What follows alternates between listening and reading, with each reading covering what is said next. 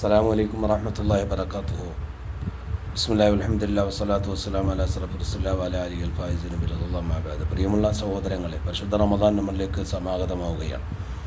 അൽഹംദുലില്ലാഹ്, അള്ളാഹു സ്വീകരിക്കട്ടെ. നമ്മുടെ പ്രാർത്ഥന സ്വീകരിച്ചുകൊണ്ട് നമുക്ക് അതിൽ ഭാഗ്യം അള്ളാഹു നൽകുകയാണെങ്കിൽ ആയുസ്സും ആരോഗ്യവും അതുപോലെ തഖ്വയും ഈമാനും ഇസ്തിഖാമത്തിലായി ആ നന്മകളെല്ലാം വാരിക്കൂട്ടാൻ നാഥനായ റബ്ബ് തൗഫീഖ് നൽകി അനുഗ്രഹിക്കട്ടെ എന്ന് പ്രാർത്ഥിക്കുകയാണ്.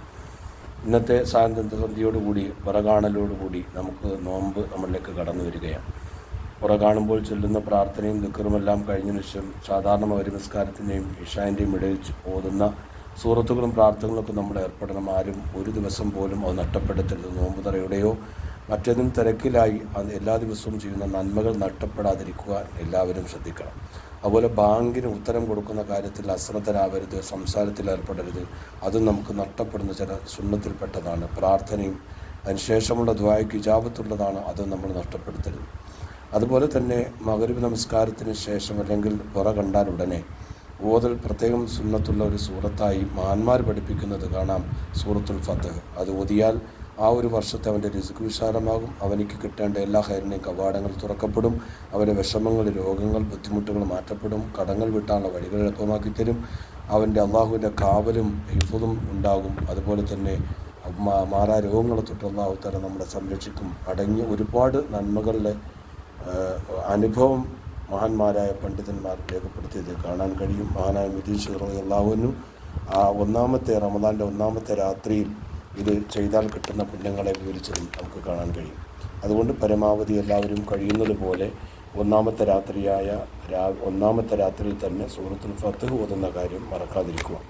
പിന്നെ നമ്മൾ എല്ലാ രാത്രിയിലും ഓതേണ്ട സൂറത്തുകൾ അന്ന് ഓതണം. എല്ലാ ദിവസവും ഓതേണ്ട സൂറത്തുകൾ എല്ലാ രാത്രിയിലും ഓതണം.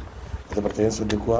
പിന്നൊരു കാര്യം, നമ്മൾ ഒന്നാമത്തെ ദിവസം തന്നെ നോമ്പിന് നിയത്ത് ചെയ്യുമ്പോൾ എല്ലാ റമദാൻ മുഴുവനും നോമ്പ് പിടിക്കുന്നു എന്ന നിയത്ത് നമ്മൾ കരുതണം. അങ്ങനെ കരുതിയാൽ ഏതെങ്കിലും ഒരു ദിവസം നമുക്ക് നിയത്ത് മറന്നുപോയാൽ മാലിക് മദ്ഹബനുസരിച്ച് ആ നോമ്പ് നഷ്ടപ്പെടാതെ പൂർത്തീകരിക്കാൻ കഴിയും. മാത്രമല്ല, എല്ലാ രാത്രിയിലും നിയത്തുകൾ നമ്മുടെ മദ്ഹബനുസരിച്ച് നിർബന്ധവുമാണ്. അപ്പോൾ അതുകൊണ്ട് അക്കാര്യം ആരും മറന്നു പോകരുത്. അതുപോലെ തന്നെ റമദാനിൻ്റെ ഒന്നാമത്തെ ദിവസം തന്നെ നമുക്ക് റമദാനിൽ ചെയ്യാൻ പറ്റുന്ന എല്ലാ നന്മകളും തുടങ്ങി വെക്കാൻ മറക്കാതിരിക്കുക. ഖുർആൻ പാരായണം, സ്വതക്ക, അതുപോലെയുള്ള നന്മകൾ, ഇത്തിക്കാഫ്. നമ്മൾ പള്ളിയിൽ കയറുമ്പോൾ തന്നെ ഇത്തിക്കാഫിൻ്റെ നിയത്തോട് കയറിയാൽ മതി.